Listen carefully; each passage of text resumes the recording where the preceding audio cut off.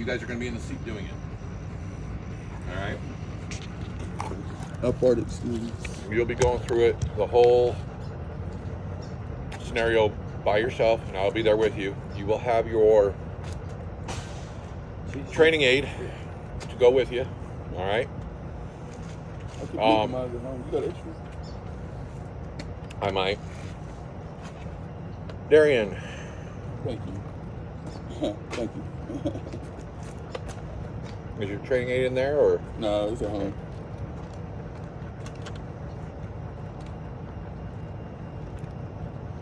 Ooh. You are a lucky man. Yes, sir. Thank you. That's my last free copy. Okay. $48.95. Dang. Texan. All right. So, once again, when we're going through these numbers, you have to know the numbers. You have to know the times. You have to... That's the biggest thing. He wants to know that you know. All right? Once again, it's not what actually is going on. It is what you're supposed to be looking for. All right? So the more times you say it, the more chance he has to hear it of what's going on. Now, like, Juan came through and he said he almost marked him on the pre-trip for not explaining where his air couplers were. And he says, no, I told you where the air couplers was. And he's like, oh, I must have missed it. I'll go ahead and give it to you. But you need to make sure that he hears you on this pre-test, all right? Okay. Point him out. I mean, be like, what's his name off the Slap Chop commercial? You know, like, you never believe what this is. You know, this is what it is. This is not damaged. It's not leaking air. You have to, like, point out individual things so he knows you know what you're talking about. All right. So, day of the test, you're going to get out there. The truck's already going to be running because Charles is like me. He's a big guy. He does not like to sit in a hot truck without any air conditioning. So he's going to be out there with the air conditioning on, and it's already going to be running. All right, so you're going to go out there. What's the first thing you're going to do when you get out there? Chalk the tires. All right, you chalk the tires. You climb up into the truck using 3 points of contact. All right, you get your butt in the seat. First thing you do when you put your butt in the seat is Seatbelt. put your seatbelt on. All right. Then, myself, I like to prepare to drive. I like to go ahead and push my seat all the way up, all the way to the ground, raise it up so my knees are just above my hips. Once again, if you have your knees equal to your hips, you have a good chance of developing blood clots as a truck driver. All right. This is something we're not to teach you guys, but I'm going to teach you because I don't want to see you guys die of an aneurysm or an embolism or something 5 years from now. Okay. Good buddy of mine developed blood clots, and I told him, dude, you know, you got trained the same way I did. You know to sit with your hips at an angle like that. He's like, yeah, I know. I'm like, you just keep on doing it though. He's like, what? I'm like, you have a really pretty young wife. I'll be more than happy to come and take care of her for you after you pass away. And good friend of mine. But I mean, it brought a lot to his eyes about his health while driving truck. I mean, he was Army and he's always been pretty fit and all that. And yeah, sit with your knees slightly above your hips so that way there's a little bit of an angle and you're not developing blood clots. So push your chair all the way in. When you adjust your chair, press your clutch all the way down to the ground, then adjust your seat so that way you can still have a full range of movement with your clutch. All right. So you got your height, you got your length, then go ahead and adjust your wheel. Adjust your mirrors if necessary. All right. Then you tell them, you know, what you would do if the truck wasn't running. Okay. If it's not running, it's the exact same thing as what you tell him. All right. At this point, I would perform a safe start. I would go ahead and I would put the vehicle into the on position. I would wait for my gauges to cycle and my ABS light, to turn on and off. All right. So after that happens, I'm going to go ahead and start the vehicle. Yeah, I'm going to allow the pressure build up to 120 to 125 or to the governor cutoff. Please say it like that each and every time. 120 to 125 or to the governor cutoff. If you say that each and every time, that is exactly what he's looking for. The more times you say that, the more times he is not going to second guess himself on that portion of the test, because that's what he's looking for. He's looking for numbers. Okay, so while we have this truck that's running and it's building up pressure, that's what I would have done. All right. Also, while we were waiting for that pressure to build up, I would go ahead and move on to my in-cab inspection. Would you mind doing my in-cab inspection first? And he'll be like, no, that's great. Let's sit in the AC a little bit longer. Let's do it. All right. So you go, okay. All right. You're going to bring out the sheet. We're going to give you the copy of this, the one with the laminated version, and they will give you a dry erase marker to check them off as you go. All right. Do not memorize this list. All right. Do not. If you memorize it and you try to go through it and try to remember everything, you are inevitably going to forget something. Okay. If you read from the list, you cannot forget anything. So use the list. Talk about it, mark it off. Talk about it, mark it off. All right. So doing it this way, we are going to start off on your fourth box, which is your lighting indicators. Or I like to say lighting and indicators. All right. What's the 5 lights you're going to be checking? What's that? The left turn signal, right turn signal, the four-ways, the high beams and low beams. All right. That's your 5 lights. What's the 2 extra indicators that they're looking for? ABS. Yep. DEF and ABS. All right. So you can lump them together or you can do them individually. This is my left turn signal. It's working properly. This is my right turn signal. It's working properly. Or you can be like, this is my left turn, right turn, 4-way flashers, headlights, high beams. They are all functioning properly. You can do it like that too. Okay.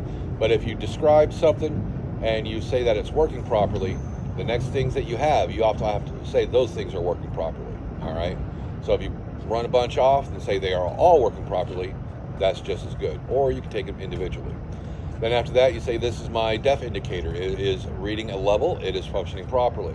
My ABS light went on and went off during my safe start, so I know that's functioning properly.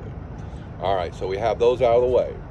Then we go into our emergency equipment. All right. Our emergency equipment is located where? Outside box. All right. Once again, point or touch everything. Since you can't touch it, point to it. Hey, this box out here, it has 3 DOT reflective triangles. Very good. 3 DOT reflective triangles. You have to say reflective triangles and DOT. All right. What's the next item? Fire extinguisher. All right, the fire extinguisher. What about it? It's properly secured and filled to the manufacturer spec. Yeah, okay. It has to be filled to manufacturer specs or fully charged. Okay, one of those two. Everything we mentioned usually has to be not damaged. All right. And since the fire extinguisher holds a chemical or a liquid or something like that, it does not have visible leaks. No visible leaks or no audible leaks. If you just say leaks, that will cover both. All right. And what's the last emergency equipment we have? 6 fuses. All right. They can all be the wrong fuses. They all can be 5-amp fuses and fit a European vehicle. But you got 6 of them in there. You know. And trust me, when you go to replace a fuse, you will not have the one fuse you are looking for. Yeah. Okay, you'll have everything else except for the one that you need. Remember those ones in my house that look like glass? Yeah, yeah. Put 6 of those in. Hell, I remember putting 22 bullets in my old Chevy. Man, I watched a video of a guy doing that, one went off. Yeah. It can happen. It can happen. All right, after the emergency equipment, we have our... we have our wipers and... windshield and safety monitoring devices. Yep, the windshield and traffic monitoring devices. Okay, once again, when you do your windshields, you can do them, and your traffic monitoring devices, you can do them together or you can do them individually. Me, myself, I like to be like, this is my windshield. These are my traffic monitoring devices. They are all undamaged, and they have no illegal stickers. All right. Then we check that off. We go down to our next one. We have our wipers and washers. Okay, once again, you can turn your windshield wipers on and do them that way. Me, myself, I like to hit the washer, so that way it spits out fluid. It has to spit out fluid for you to get credit. And once you spits out fluid, it automatically starts wiping, so I don't have to turn them on. So all I gotta do is press one button. I'm lazy. I'm gonna do the easiest way I can do this. So I'm gonna hit that button, it's gonna spit out fluid. I'm like, hey, my washers are working correctly. My wiper blades are undamaged, and my wipers are working correctly. That covers all of it right there. If it don't do the hawk to it, you ain't get credit. That's right. All right, then we have our heater and defrosters next. Okay, so first thing we do is we turn our fan all the way on. We turn the heat all the way on. And I like to say the imaginary heat while we're out here practicing. Okay, but on test day, turn it all the way over to heat. Turn it. If he doesn't want it on heat, he'll turn it back. Okay, and you turn it all the way over to heat, then you turn it over to your defrost and your floorboard. All right, put your hand on top and you say, my defroster's working correctly. You put your hand up underneath and you say, it's a boy. Yeah, no, you're right. Run. All right, so last thing we have is our horns. Now, there's lots of names for these horns again. Once again, you have your city horn, you have your electric horn, you have your little boy horn, you have your big boy horn, you have your highway horn, you have your air horn. It doesn't matter which combination of whatever you want to call it, just as long as you say, hey, this horn is working, and hey, this horn is working. All right. Then after you're done with that, you're like, hey, I'm done with my in-cab inspection. Air pressure's been building up to 120 to 125 PSI through the governor cutout. I heard it just a second ago. I don't know if you heard it or not, but if you want to go ahead and wait, we can go ahead and wait for that to go ahead and cut out again. It's been running. Exactly. You still say I heard it cut off.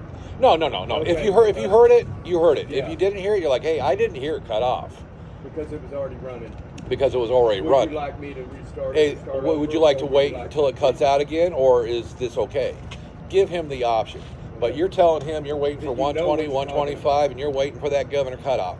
Yeah. That's the third time you said it so far. Yeah. He knows by now, you know what you're looking for. And he Right. is just going to be like, you know what? It's over 100. I don't want to sit here any longer than, we have to. Let's go ahead and get it going. All right, so let's go ahead and move into my brake inspection. What's the earliest you could start driving? If you were on the road, what's the earliest you'd start driving? After your pre-trip inspection, you killed it, and you got out for the rest of the pre-trip inspection after your brakes and all that, and say... I mean, on test day? Yeah, no, I'm talking about Period. Well, it depends on your 24-hour clock, okay? Because your clock ends at midnight. All right, it depends on your hours of service. Depends if you worked 14 hours or drove 11 if you got your 10-hour break in. Okay, you could start at 12:01. No, I'm sorry. I mean the earliest you'd start with the air pressure. The earliest I start. Like, let's say you did your brake check and then you killed it and you got out and you're like, okay, everything's done. I did everything. I'm ready to roll, and you started it up and it's built up. Would you wait until 120, like you said? He Oh, okay. 100. No, I would wait What's for your my valves to equalize.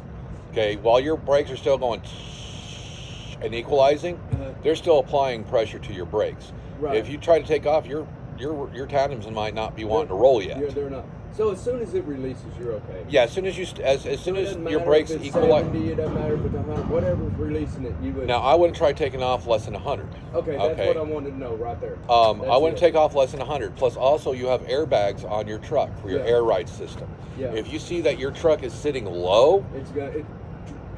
don't take off yet. Wait until, and you'll see it. You'll watch Yeah. your mirrors, and you'll see those tandems go like that, and they'll go down. All right, but you're actually going up. All right, that's watch for that too. If you're sitting low in your truck, wait for your airbags to go up. Yeah. After your airbags go up and your air ride system kicks in, that's when you're usually pretty good to go. Okay. But that's from like having minor leaks and stuff like that throughout the system or older trucks. A brand new truck, it's going to be pumped up and ready to go. I mean, you're going to get in, you're going to start that up. It's already going to be sitting at 120 PSI because you did not lose any air pressure overnight. And it's just going to get going, and you're going to press in your brakes. They're going to go shh, and they're going to stop right away. Then you can throw that sucker right into drive and get on down the road. Okay.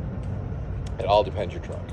Right on. Okay, so we're going to start into our air brake test now. We waited for that 120 to 125 psi or to the governor cutoff. He said, "Okay, go ahead. Let's just go ahead and go into it." First thing we got to do is the 3 things we got to do to set up for the test to make sure we do not fail the test. All right, what's the very first thing you do? The first of the 3. Kill the vehicle.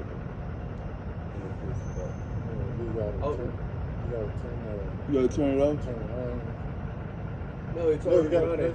Pressing the brakes. Yeah. Yes, press in your brakes. Wait for that air pressure to equalize, because if you do not wait for it to equalize and you turn your vehicle off and you turn it back on the way you're supposed to, you may lose enough pressure so when you do your applied pressure test, your low lights and alarms come on.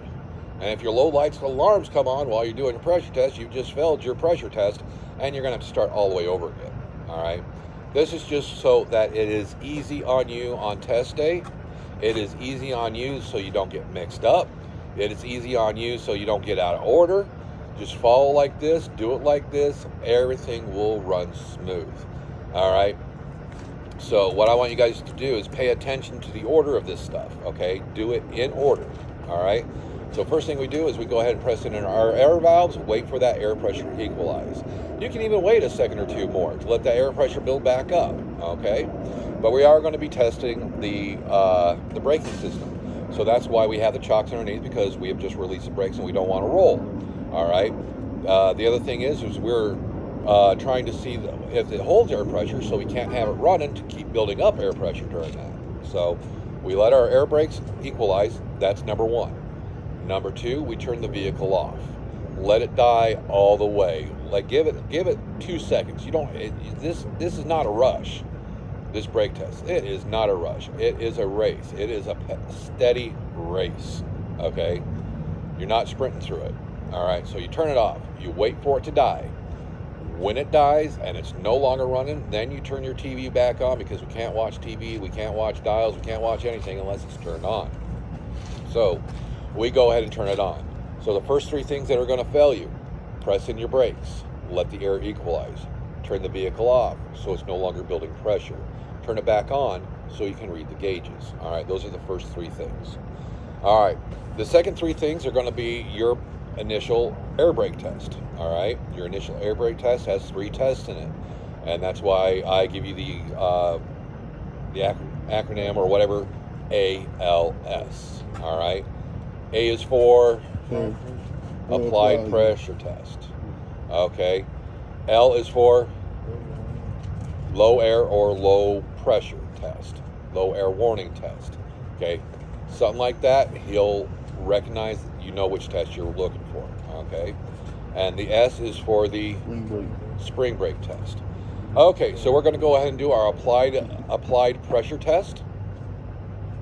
We are going to hold our foot on the pedal for how long? 1 minute or 60 seconds. 1 minute or 60 seconds. 59 seconds is a fail. We're going to hold it there for 60 seconds when we're going to lose no more than 4 psi. All right, so I'm going to go ahead and I'm going to do my applied pressure test. I'm going to hold my foot on the pedal for 60 seconds. I am not going to lose more than 4 pounds of pressure. Would you mind timing me for this? He'll say no, whatever. Then he says, go ahead, put your foot on the pedal. On the pedal. Don't mash down on it. Don't squeeze it all the way to the floor, because if you let up on it a little bit, there's your 4 pounds of pressure right there. Just cover your brake and apply gentle pressure. Okay? So you apply gentle pressure. You do 60 seconds of awkward silence with him, or maybe he doesn't like you and he only wants to be in that seat for 10 seconds. Or maybe he likes you and you're only in there for 5 seconds. Whatever that is. In your head, that is 60 seconds. Whatever he calls that time at is whatever he calls that time at. But most likely he will go ahead and take it out for the full 60 seconds, all right? Because that's what you're supposed to do. And a lot of times there's a DOT officer that comes over and watches him do these tests. They know where you're taking your test. They know the route you're taking the test. They will follow you on the test, okay? So he gets checked up all the time. So he's going to do it properly and he's going to do it the right way. So you're going to hold it there for 60 seconds of awkward silence. He's going to say, all right, that's 60 seconds. All right, then you're going to summarize your test. You're going to take your foot off the pedal, and you're going to say, hey, I held my brake for 60 seconds. I did not lose more than 4 pounds of pressure. 4 psi. 4 PSI. 4 pounds of pressure, whatever. It's all good. within that 60 seconds, my brakes are functioning properly. All right, the next one we're going to do the low warning test, low air warning, low pressure, whatever. Just put that low in there, and all right, you should be good to go. All right, to do that one, we are going to go ahead and what? Turn the vehicle off. Vehicle's already off. You gonna Fan the brakes. until All right, until catch up and miss the parts. No, Well, no, until my the indicators, the ABS. indicators and my sign goes off to make sure that it goes off by 55 psi. very good. Your light and alarm should go on by 55 psi, not at 55 psi, not around 55 psi, but by 55 psi. Now it could come on, it could go on at 70 psi, it could go on at 60 psi. All right, whatever it is, but it's by 55 psi. All right, so you fan your brakes, it comes on by 55 psi, so you identify the test, you talked about the test, you perform the test. Now once again, you summarize the test. I fanned my brakes, I took it down, my light and alarm came on by 55 psi. My lights and alarms are functioning properly. All right, then I'm going to go ahead and do my spring brake test. My springs should pop out by 20 to 45 psi. 20 to 45 psi. All right, so I identified test. We talked about the test. Next, we perform the test. Pump, pump, pump, pump, pump, pump, pump, pop, pop. All right, you perform the test. All right, my spring brakes popped out between 20 to 45 psi. They are functioning properly. All right, so first 3 tests done. Down, boom. Check it off. Air check or air brake check done.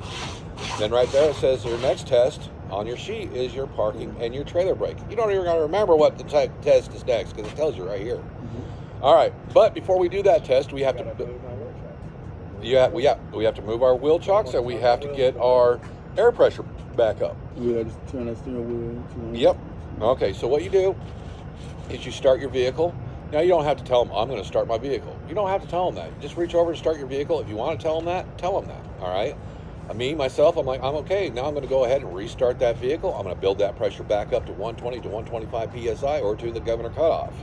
So that way, once again, for the 4th time, he knows what you're looking for on that. All right. So you start it up. It starts building up. Your alarm's still going off. And while we're waiting for that alarm going off, we're going to turn our wheel in one direction, left or right. Left is fine, right is fine, whatever. All right. Turn your wheel, get out using 3 points of contact, remove your chock, put it back in, get back in using 3 points of contact, put your butt back in the seat, and put your seatbelt back on. Then please remember to straighten your steering wheel back out, because on your next test, when you start going forward, you don't want to run into the building, run over a curb, run over a cone, run over somebody else. Make sure your wheels are straight. All right. So we get back in, we put our butt back in the seat, we put our seat back on, or seatbelt back on, we go ahead and straighten out our wheels. We're looking forward, everything's good to go. Pressure's not there yet. You go, hey, would you mind if I go ahead and press down on the accelerator so that way I can raise my RPMs to get this going a little bit? He's going to say sure. All right, so you're going to go ahead and press down on that pedal. You're going to raise it up to about 10 on your gauge. Don't take it higher than 15 because you don't want to tax the engine. You don't want to blow out your engine while you're sitting there, you know. So just raise it up to about 10, nothing crazy. You'll see the gauges rise up. You'll hear the truck go, all right. Once it does this little thing and the governor cuts out, hey, that was governor cutout right there that I've been talking about the whole time. So once you have that, you're like, oh, great, I'm going to go ahead and do my parking brake next, or I'm going to do my trailer brake next. It's up to you, all right, which one you do next. This right here says parking and trailer brake. I usually do my trailer brake, then my parking, because I go from left to right. All right, it's just easier for me with my OCD to do it that way. However it is good for you, do it for you. All right, so I'm going to test my trailer brake first, so I got to press in my parking brake. That's right, because the only brake I want working right now is my trailer brake, because that's the one I'm testing. So I go ahead and press in my mustard.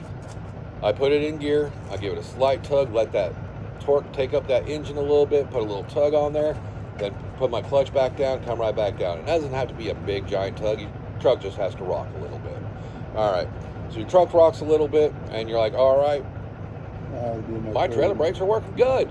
All right, now I'm going to test my parking brake.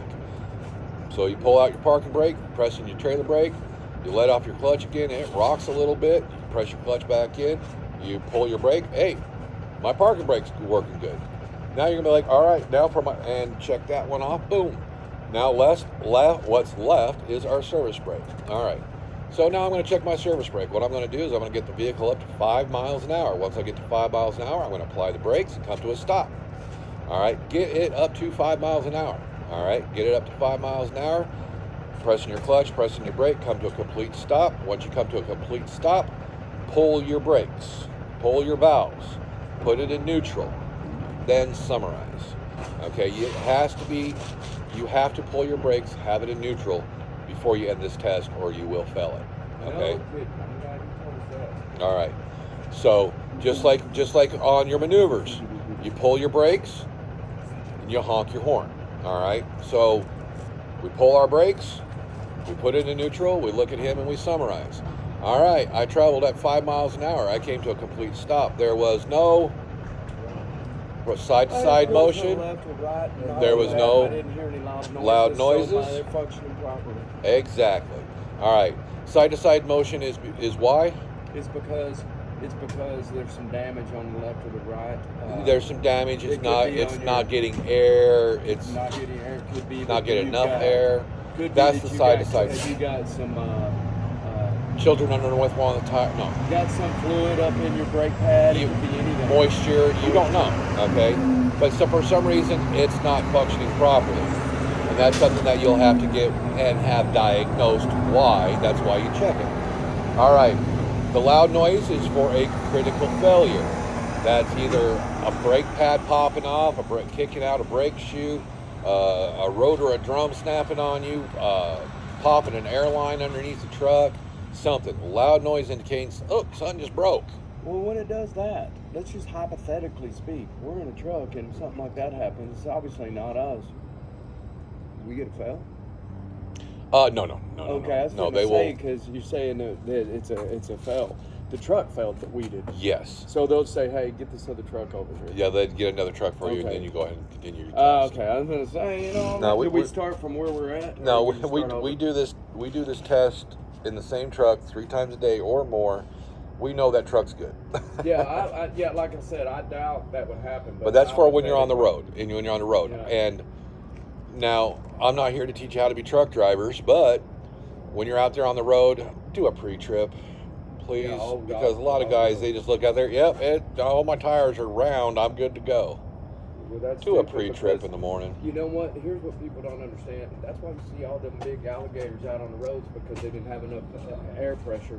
And it got hot and Exactly. blew up or started a fire. Just because Exactly. they're looking at it. When you got dual wheels on the back, you can't tell one of them's low until you check it. I was watching a video last night where she drives up on him like, your trailer's on, brakes are on fire. He wasn't even looking out his mirrors. He was just focused down the road. Look out your mirrors. I've seen that a lot. You know? I've seen that a lot where I'm going down the road, I'm pulling to transport something, I'm passing another guy, transport something like, you can pull over. It's got smoke going everywhere because he's locked up. Now, even like if you guys ever go out to the West Coast, go to California, right outside Bakersfield is a place called the Grapevine. All right? Grapevine. All right. It's a downslope. It's not like this in like West Virginia where you're taking, 9% grades. All right? This is barely like that. You don't realize you're going to... And it is a long ass road. And by the time trucks and cars are at the bottom of this thing, you smell nothing but burning brakes all the time, because that's just the way it is. People don't realize it's a downhill slope. They keep riding their brakes. Okay, that's where later on, using your engine brake to help keep you at a lower speed is going to come into effect. All right. So, but anyways, all right. So we've gone ahead and we've done our last check, which is our service brake. Then we check that off. When we check that off, all of our in-vehicle engine start section is done. Then we look at him and say, all right, I'm done with that. I now need to check all my exterior lights. Would you mind getting out and checking my lights? If he says yes, sure, you are good to go. Go ahead, unclinch. You have just successfully passed your brake test. If he says anything else, like, are you sure, or do you really want to, or, you know, something like that, no, I don't really want to, you know, I would like to do that all over. But I better not. Exactly. All right. Oh, So, I want to. now we're going to go ahead and we're going to go over there and we are going to go ahead and do the outside of the vehicle really quick. That's part one.